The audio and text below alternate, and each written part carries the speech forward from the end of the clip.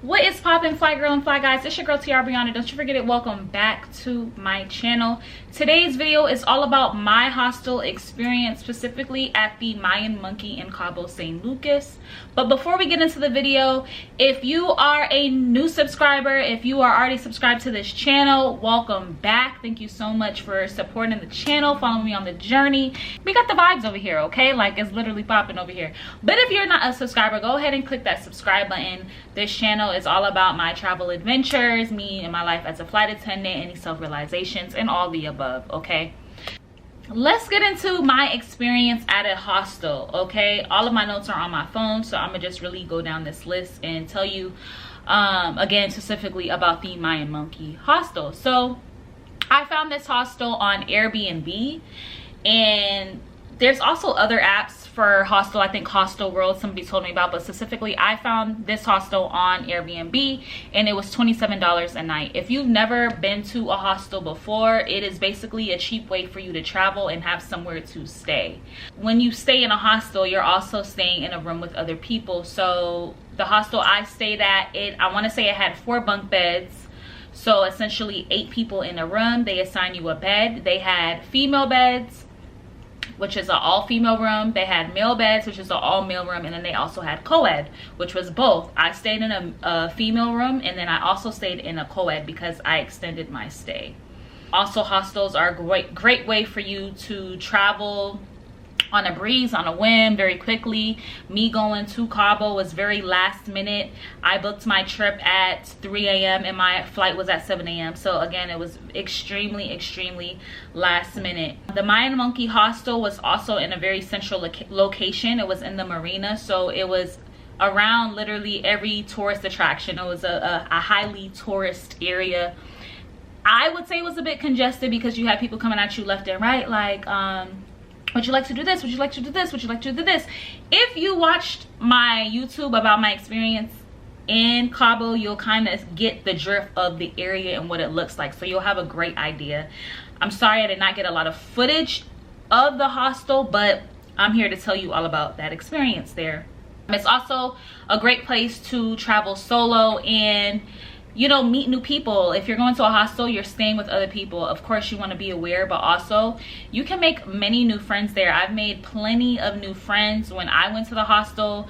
We even did some, excursions together, took a boat to the beach. We even went out one night, and one girl, shout out to Mamba, we're still cool to this day. So you can definitely meet some lifelong friends if you want to travel solo somewhere and you want to do your own thing, but you also want to meet people and create new experiences.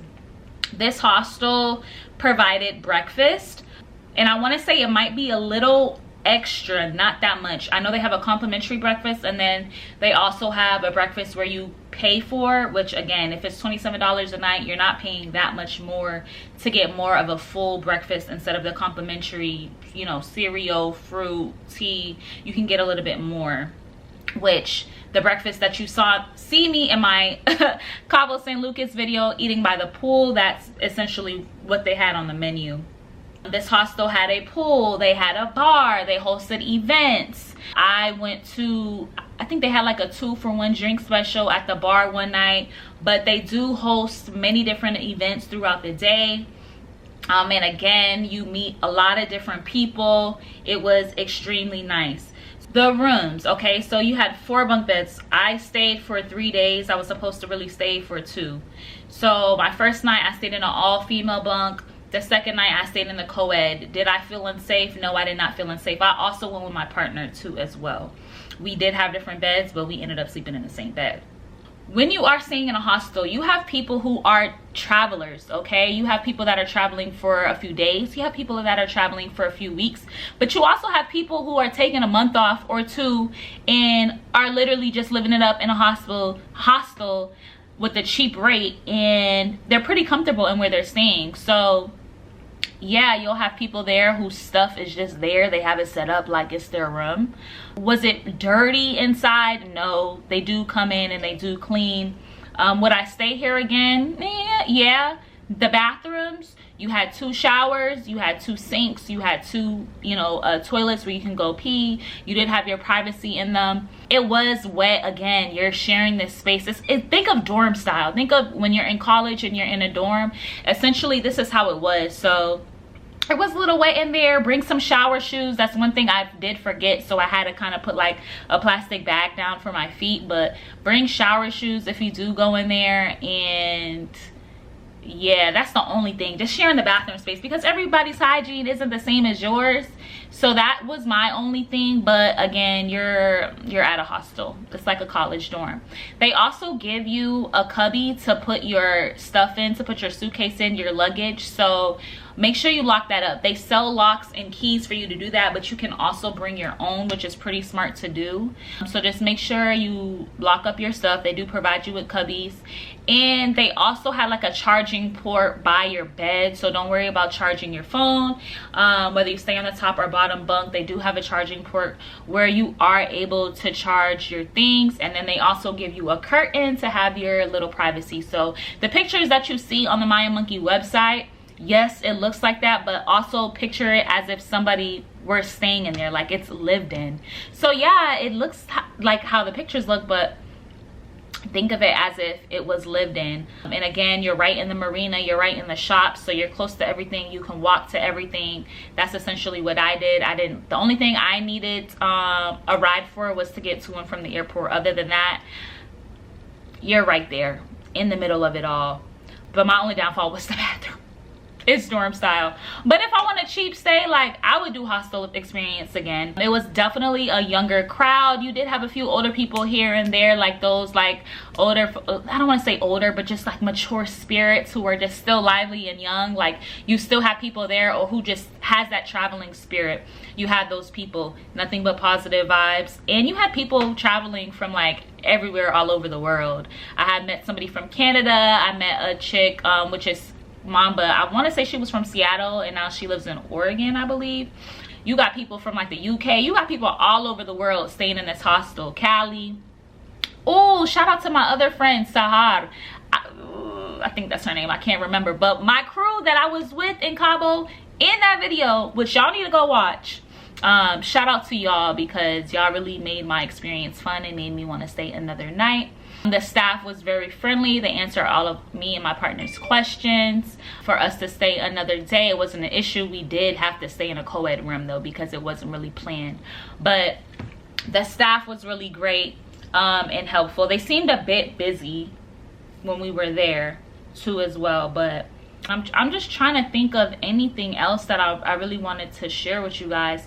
The hostel experience is cool. If you're staying at the Mayan Monkey, you're gonna have a great time. It's all about, you know, it's all about how you know, maneuver your travels, your perspective, and having a great time. But yeah, hostel experience, you're essentially staying in a room with other people. You're sharing the same space, not the same bed, but you are sharing a shower and you are sharing a sink.